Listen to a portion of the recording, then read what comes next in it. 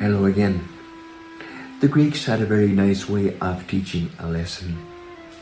They would often tell a story. And one of the stories they tell is about a king called Midas. The gods told him he could wish for anything he wanted and he would get it. And so he wished that everything he touched would turn to gold. At the beginning he was very happy.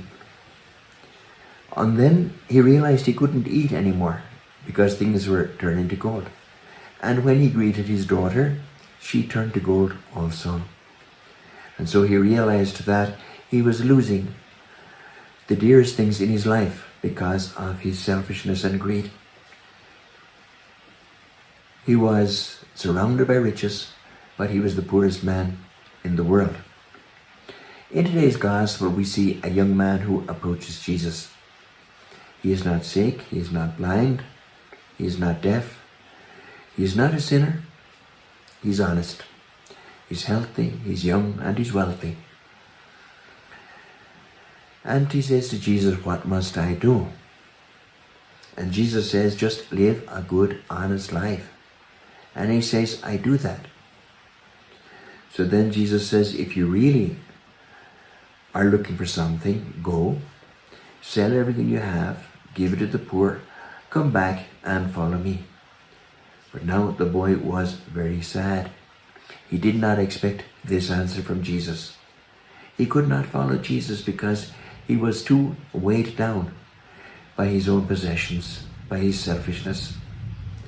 He turned around and walked away. He lost the happiness that he had almost found. The lesson is that in the heart of each of us, there is a rich young man or a rich young woman, maybe a King Midas. And they prevent us from going through life with the sense of happiness and freedom because we are too tied down to our own attachments and possessions. And Jesus reminds us that in order to go through life, we must free ourselves from these attachments.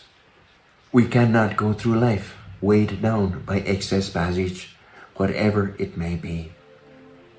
And let us remember, when Jesus calls, it is always to a new happiness and to a new freedom.